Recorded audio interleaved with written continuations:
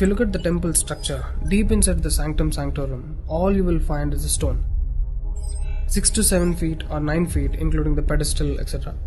A whole lot of people are ridiculing why this much decoration to a stone. What's there in it? How can you worship this dumb stone as God? To all the idiots who are ridiculing idol worshipping, let's talk science, okay? What is it? It's a rock. What is rock? Rock is made up of metals and minerals. If you go to a valley and shout something, what does the rocks do? It will give you an echo.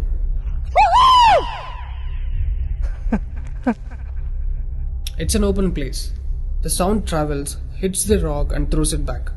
This phenomena is called echo and it's scientifically proven, everybody knows it. Depending on how loud you send the sound waves, accordingly rocks will throw back an echo. Every rock, that's why you will hear 2-3 sounds at different intervals. Visually you cannot see what's happening, but you can hear it. This is in open space. Imagine if you're doing it in a closed place. What would be the amount of echo? Obviously much more than the open space. Let's get inside the temple. You will find a linga or a statue made of a rock. And it's placed in a closed wall structure with a Galigopuram on the top. That means a pyramid structure with a tip pointing to the sky. There will be no ventilation.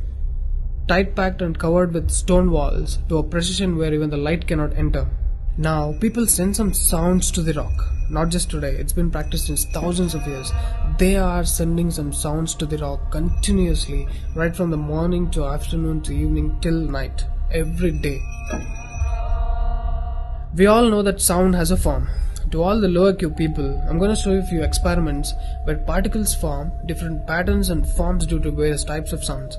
I saw a beautiful music video in this channel in which they show how water, fire, particles respond to the sound. It's an incredible experiment, you must watch it. It is a film to describe to you the effect of cymatic frequencies. Now, 72% of your body is water, 12% is earth, 6% is air, 4% is fire and the remaining is space. Don't you think this sound has an impact on your system? Look at how drastically the water is responding to the sound. Similarly, fire. In fact, everything in the cosmos responds to the sounds.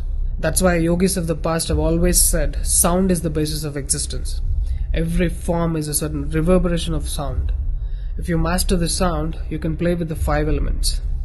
That's how the sages of the past used to walk on water, disappear into the air, walk through the walls, etc. In Harry Potter movie, what you have seen is just a fiction story. But here, we have got yogis who did all that for real. Even though there are many mystics who can do these things, not just them. You and I can do it if we attain certain mastery over the sound. You need a perception beyond the senses to do that. For that, you need to do a different level of sadhana. You can't do that in a laboratory through some dumb experiment. All those who tried either ended up neurotic or died an utter failure. Wasted a lot of money in the research. So except dhyanam, technically there is no other way. Sorry to disappoint the people who are lazy to yoga. Okay, sound. I recommend you to watch more such experiments in YouTube to understand better what I'm trying to say here. Inside the temple, they chant some mantras. What happens is, the sound will touch the stone and bounce back in different directions. Because it's a closed room, the sound has to pass out through the main door. And whoever is standing in front will be completely soaked in that energy. Now, what do they chant? Vishnu Sahasranamam in the morning and Lalita Sahasranamam in the night. There is Shivopasana Mantram, Lingastakam, Am Namah Shivaya, Nirvana Shatakam, etc., which will have different impacts on the human system.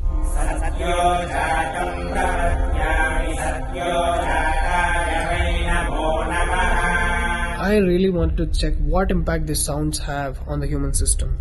So I went to a neurosurgeon to really experiment and document the impact of these sounds on the human brain, the human system. I took my friend Rahul for the EEG test. It's called electroencephalography, where you can see the brain activity, the activity of the nervous system of a person on a computer. We played Lalita Sahasranamam to him.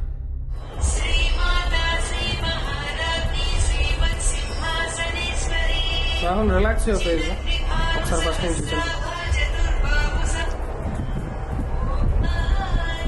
Right.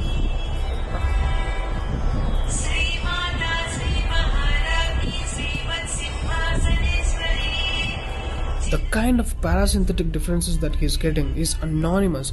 Oh my god, then I understood. These sounds are engineered in such a way that the rhythm of the chant will go inside your parasympathetic nervous system and will put you into deep sleep within 3 to 5 minutes. First thing is, the chant is some thousands of years old. How could these ancient sages know that these sounds impact the parasympathetic nervous system? They do it in the night. And in the morning they chant Vishnu Sahasranamam, the 1000 names of Bhagavan Vishnu. And again, these sounds are engineered in such a way that it will wake you up to a peaceful and refreshing state of mind. I'm sure most of you are suffering with painful wake-ups, with such an irritated mind that you can't sleep and you don't enjoy waking up. If you listen to Vishnu Sahasranamam in the morning, it will clear all these clutches in the brain and you will be super fresh when you wake up. Even today you can go and check in Tirupati temple. They will chant Vishnu Sahasranamam in the morning and Lalita Sahasranamam in the night. This is a clear science evolved and being practiced in temples. Even now in most of the temples they're still doing it without knowing why they're doing. I went and asked one of the priests in my hometown. He said, no, they're doing it since so many years. Or they will say something like, it's good for your health, you will get money, pregnancy, etc. This is one more reason why temples are ending up in ruins here. There is no one to talk about the science behind it. Why sounds and why the rock? So they call this rock as God, and when you chant for God, their idea is to benefit the human beings living in the city. It's a free service. Will your doctors treat you for free?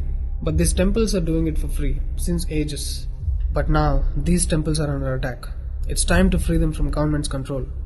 Temples' properties are being looted. They think too much of gold is available there. You know what? The temple design is such, there will be a Dvajastambam, which is made of some metal, usually gold or copper. Brass is a good conductor of sound, gold is an excellent conductor of electricity, and it has higher receptivity of the energy. To all the idiots who are worried about so much gold being used in the temple construction, just smack them with this video. This is a clear science and most sophisticated engineering that even the modern science has no clue of. There is much more to the design of the temple. The design is such, the energy waves reverberated by the gopuram will pass straight and touch the antenna kind of arrangement here and stored in the energy format.